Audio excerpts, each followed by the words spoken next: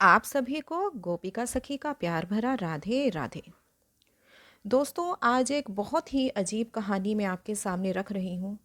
इस कहानी ने मेरे दिल को पूरी तरह से हिला दिया। क्या सच में माँ बाप जब बच्चे पैदा करते हैं, कहीं से क्या संस्कारों में कमी रह जाती है कि बच्चे इस तरह से एक बुढ़ापे में आने पर अपने माँ बाप के साथ वो ऐसा व्यवहार करते हैं? या ऐसा कहें, बच्चों को मॉडर्न सोसाइटी की इतनी हवा लग जाती है कि वो अपने माँ बाप को एक कचरा समझने लगते हैं। खैर, मुझे इस कहानी का शीर्षक ढंग से समझ में नहीं आया।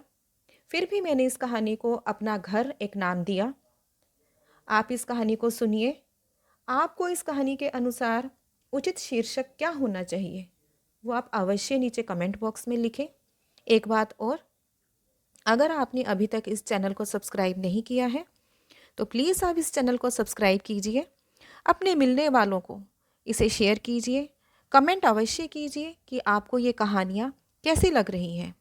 कहने को तो ये कहानी है, पर कहीं ना कहीं पे इन कहानियों के अंदर हमारी वास्तविकता छिपी हुई है। किस ना किसी घर की कहानी ये अवश्य ही होगी, तभी तो मन इतना परेशान हो जाता है ऐसी कहानियाँ सुनकर। कहानी शुरू करते हैं।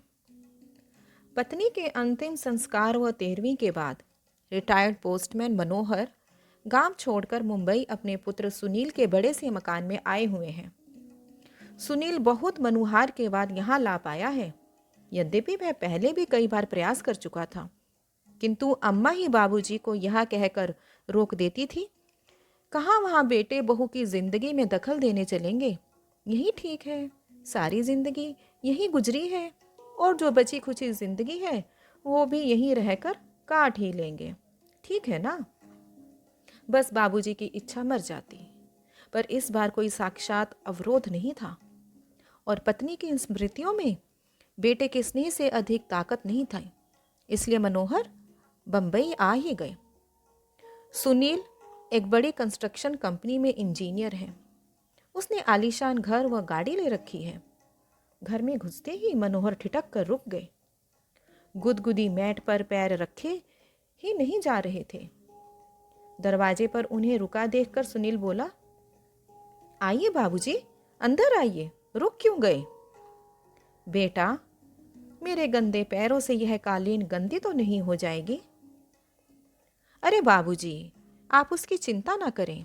आइए, यहाँ सोफे पर बैठ जाइए।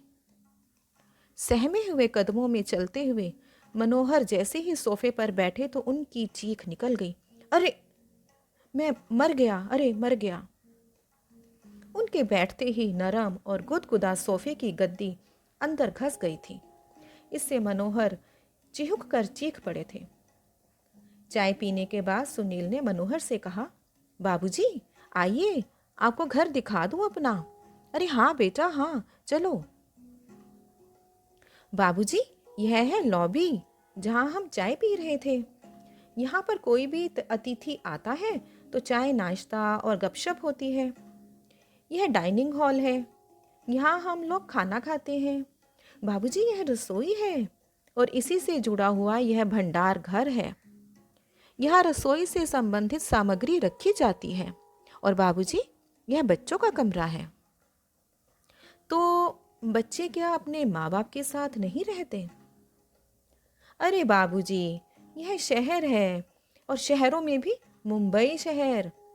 यहाँ बच्चों को जन्म से ही अकेले सोने की आदत डालनी पड़ती है।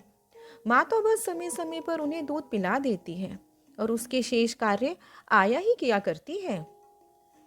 थोड़ा ठहर कर सुनील ने आगे कहा, बाबूजी, यह आपकी बहू और मेरे सोने का कमरा है और इस कोने में यह गेस्ट रूम है। कोई अतिथि आ जाए तो यहीं ठहरता है। यह छोटा सा कमरा पालतू जानवरों के लिए है। कभी कोई कुत्ता आदि पाला गया तो उसके लिए व्यवस्था कर रखी है। सीढ़ियां चढ़कर ऊपर पहुंचे सुनील ने लंबी चौड़ी छत के एक कोने में बने एक टीन की छत वाले कमरे को खोल कर दिखाते हुए कहा, बाबूजी, यह है घर का कबाड़ खाना। घर की सब टूटी फूटी और बेकार की वस्तुएं यहीं पर इकट्ठी कर दी जाती हैं और दिवाली होली पर इसकी सफाई कर दी जाती है। ऊपर ही एक बाथरूम और टॉयलेट भी बना हुआ है। मनोहर ने देखा कि इसी कबाड़ खाने के अंदर एक फोल्डिंग चारपाई पर बिस्तर लगा हुआ है और उसी पर उनका झोला रखा हुआ है। मनोहर ने पलटकर सुनील की तरफ देखा, किंतु वह उन्हें वहां अकेला छोड़ सरपट नीचे जा चुका था। मनोहर उस चारपाई पर बैठकर सोचने लगे कि कैसा यह घर है जहां पाले जाने वाले जानवरों के लिए अलग कमरे का विधान कर लिया जाता है, परंतु बूढ़े माँ बाप के लिए नहीं। इनके लिए तो कबाड़ का कमरा ही उचित आवास मान लिया गया है। नहीं नहीं, मैं कबाड़ नहीं हूँ। सुनील की माँ की सोच बिल्कुल सही थी। मुझे यहाँ नहीं आना चाहिए था। अगली सुबह जब सुनील मनोहर के लिए चाय लेकर ऊपर गया तो कक्ष खाली पाया। बाबूजी का झोला भी नहीं था। उसने टॉयलेट और बाथरूम में भी देख लिया, परंतु बाबूजी वहाँ भी नहीं थे। मैं झट से उतरकर नीचे आया तो पाया मेन गेट खुला हुआ है।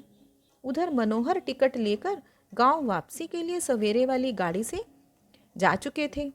उन्होंने कुर्ते की जेब में हाथ डालकर देखा कि उनके अपने घर की चाबी उनके कुर्ते की जेब में मौजूद थी। उन्होंने उसे कसकर मुट्ठी में पकड़ लिया। चलती हुई ट्रेन में उनके चेहरे को छू रही हवा उनके इस निर्णय को और मजबूत बना रही थी। दोस्तों, कहानी तो यहीं तक की है, पर कितनी मार्मिक है, दिल को छू लेने वाली। आपको ये कहानी कैसी लगी? अपने विचार ज़रूर लिखिएगा। क्या बच्चों को पढ़ाना लिखाना, उन्हें तरक्की के लिए दूसरे शहर भेजना क्या सही है या गलत? अगर सही है तो क्या बच्चों का इस प्रकार व्यवहार माँ बाप के साथ करना, क्या वो सही है या गलत? या माँ बाप को रिटायरमेंट के बाद बच्चों से इस तरह की उम्मीद रखना सही है या गलत? कृपया अपने विचार अवश्य लिखें। आप सबको प्यार भरा राधे राधे।